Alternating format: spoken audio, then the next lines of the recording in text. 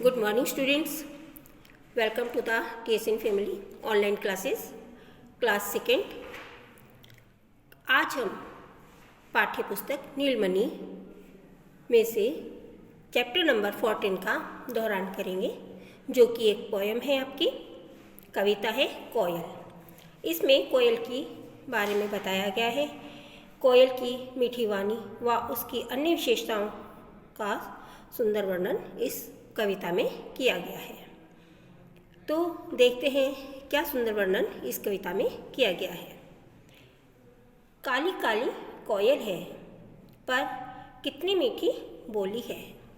अब कोयल कैसी होती है, सभी ने देखा है कोयल को।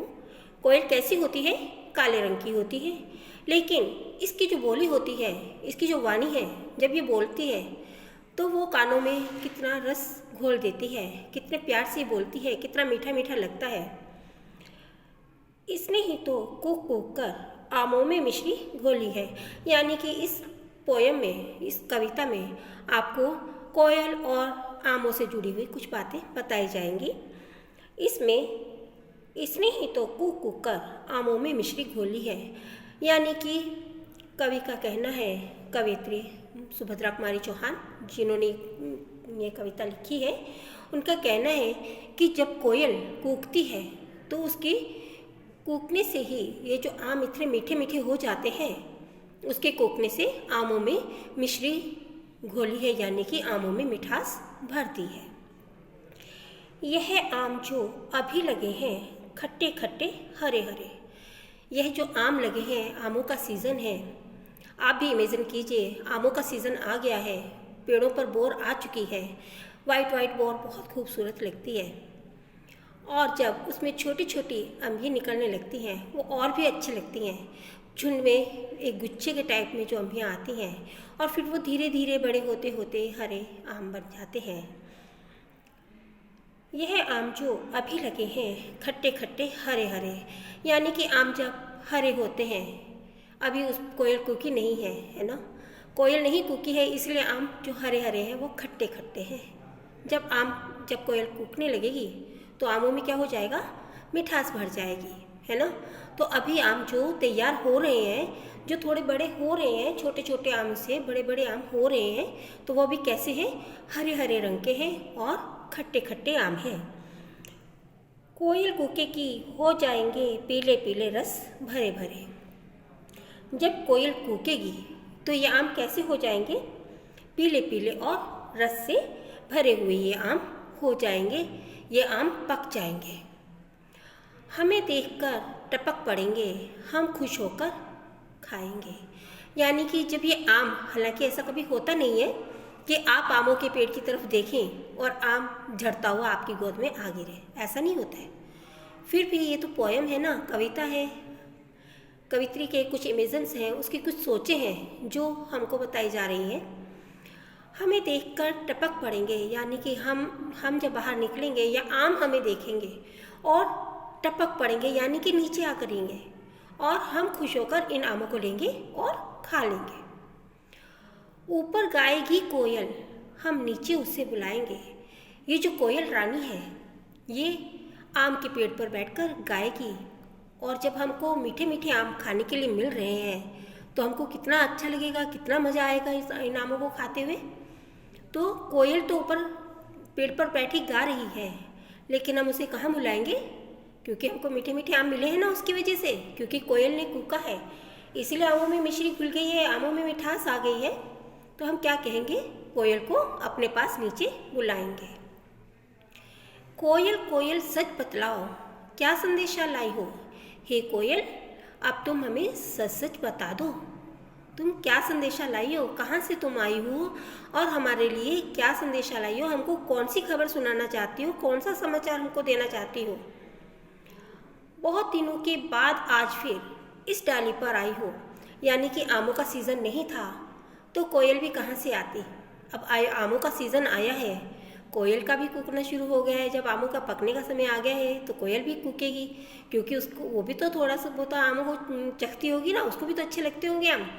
तो हे कोयल, तुम बहुत दिनों के बाद आज फिर इस डाली पर आई हो, यानी कि इतने टाइम से तुम हमको दिखाई नहीं दे रही थी, तुम कहाँ चली गई थी। अब जो तुम इतने समय के बाद यहाँ आई हो तो हमको बताओ तुम कहाँ से आई हो, हमारे लिए कौन सा संदेशा लेकर आई हो और आज इस डाली पर तुम दिखाई दे रही हो। क्या गाती हो, किसे सुनाती हो, किसे बुलाती हो? कह दो कोयल रानी। हे कोयल रानी, अब तुम हमको यह बताओ कि तुम अपनी इस मीठी मीठी वाणी से क्या गाती हो, कौन सा गीत गाती हो और तुम किसको बुलाती हो? कह दो कोयल रानी, अब तुम हमको ये बता दो कि तुम कौन सा गाना गा रही हो, क्या गाती हो, जिसकी वजह से आमों में मिश्री घुल जाती है, आम मीठे मीठे पीले पीले मीठे मीठे हो जाते हैं। प्यासी धरती देख मांगती हो क्या मेघों से पानी। हे कोयल, अब तुम हमको ये भी बता दो कि क्या तुमको ये धरती यानी कि जो पृथ्वी है, ये जो भूमि है, ये आपको प्यासी दिखती है? क्योंकि गर्मी बहुत तेज पड़ रही होती है, तो आपको सबको मालूम है कि सड़कें, धरती कितनी गर्म हो जाती है। बाहर निकलना, जब सूर्य की धूप हो रही होती है, बाहर निकलना कितना मुश्किल हो जाता है ना? तो क्या तुमको ये लगता है कि जो धरती है इतनी गर्म हो रही है, इसको प्यास लग गई है, तो क्या तुम इसके लिए मेघों से पानी मांगती हो? मेघों यानी कि बादलों को कहती हो कि हे बादलों, अब तुम घटाएं बनकर बरस जाओ और धरती की प्यास मिटा दो। क्या तुम ऐसा मांगती हो? अथवा कड़ी धूप में हमको दुखी देख घबराती हो? या फिर आपको ये लगता है हे कोयल रानी, आप जब हमको देखती हो कि हम कड़ी धूप में, हमको भी कहीं काम के लिए जाना आना होता है, कहीं कुछ काम के लिए निकलना होता है, या फिर आप ये देखती हो कि हम कड़ी धूप में बाहर निकले हैं, हमारे पसीने आ रहे हैं, क्योंकि देखा होगा जब भी अपन कड़ी धूप में बाहर निकलते हैं तो कितना पसीना आता है, कितनी घबराहट होती है ना, कितनी प्यास भी लगती है। तो हे कोयल, तुम बताओ कि क्या हम जब धूप में निकल रहे हैं तो क्या तुम हमको देखकर घबरा जाती हो कि हम इतनी धूप में चल रहे हैं? और अब हमारे को दुखी देखकर शीतल छाया भेजो यह बादल से कहने जाती हो? कि क्या तुम उस समय जब हमको ऐसा देखकर घबरा जाती हो कि इंसान कैसे चल रहा है, इंसान है, जंतु हैं, पशु पक्षी हैं, इन सबको देखकर आप क्या घबरा जाती हो? और क्या बादलों से आप ये विनती करती हो, ये प्रार्थना करती हो कि हे बादलों, अब तुम छा जाओ और इनको शीतल छाया यानी कि ठंडी ठंडी छाया दे दो? तो कोयल रानी, हमें बतलाओ तुम किस देश से आई हो और हमारे लिए क्या संदेशा लेकर आई हो, और धरती के लिए क्या मांगती हो, या हमको देखकर घबरा रही हो? आपको कैसा फील हो रहा है? हे कोयल रानी, तुम हमको यह बतलाओ। स्टूडेंट्स, आपको ये पोएम कैसी लगी? अब आप भी इस कविता का पाठ करेंगे और इसको लर्न करेंगे, और अभी तक की जो आपकी PDF आ रही है उसको आप पूरे तरह से कंप्लीट करेंगे, और जैसे ही 16 दिसंबर से आपका स्कूल रीओपन हो रहे हैं उस समय आपका ये वर्क चेक किया जाएगा, तो आपको ये वर्क कंप्लीट करना है, पूरी PDF आपको लिखनी है। थैंक यू स्टूडेंट्स, और आप इस लेसन का अध्ययन अवश्य करेंगे और पूरा इमेजिन करके इसको रीड करेंगे और लर्न कर लेंगे। Thank you students.